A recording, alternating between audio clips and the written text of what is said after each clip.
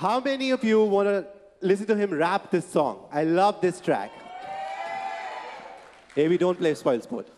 No, in front of Usha auntie, I can't rap. Achha. We'll do a jugalbandi between. No. My Usha father ji. tried that in Bombay to go. It didn't turn out too well for him. Achha. Yeah. So Sure. good evening, everyone. I'm the entertainment. Firstly, Kolkata. I was watching KBC yesterday, and Amit ji said, Ami, Jamai Babu. So they call him Jamai Babu. What they call you? Amar Nati. Amar Nati. Amar Nati, okay. How I wish my mother was from Kolkata, though. She's not. But yeah, she's from Bhopal. But yeah, Yeah.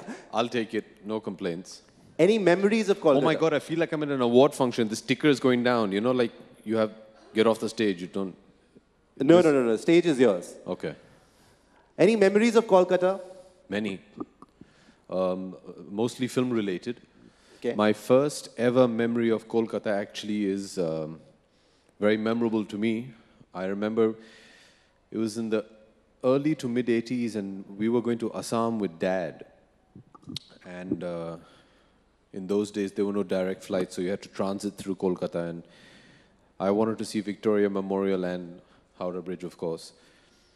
Instead, he took me to this very busy street and into this house where we had to walk up some, I don't know how many stairs, and I was complaining, and we went to this gentleman's house who was sitting there pored over his chessboard and playing, and we spent the afternoon, and he taught me chess and was talking to me, and he was surrounded by books and movie posters, and I'm like, who is this guy? And it happened to be the great Satyajit Ray. And Wow. And I think being like a 5-6-year-old, you don't understand the greatness you were sitting in front of. But then the course of the day, spent time, and he was very loving, and then I had a wonderful time with him, and then I didn't want to leave. And I remember he was very old, he was very unwell, so he had like this chair, which was like a palanquin, and they used to carry him up and down because he couldn't climb the stairs. So I remember playing on that chair a lot. And so that was my first ever memory of Kolkata. After that, I mean, I visited several times. And then I've subsequently shot 2 films here, one in Hindi, one in Bengali. So yeah, and now I come here because sports brings me here. Whenever my team is playing in the ISL or my team is playing in the Pro Kabaddi League, I come here. We're going to talk a lot about sports, but first of all, 2-year leave of absence, missing in action for 2 years after 16 years. Did you miss the big screen, and why that decision?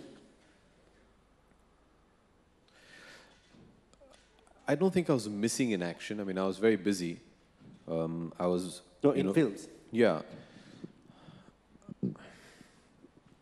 You know what happened is I just reached a stage in my career where I felt I was not working in the manner which was required by a professional actor. And I felt my approach to my work was becoming very complacent. And you know what happens is when you start getting complacent in the workplace, I mean, I won't complain. I was enjoying the films I was doing. I was making wonderful money.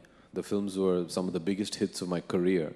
But then when it just becomes very easy, you become complacent. And once you become complacent, that's the death of creativity.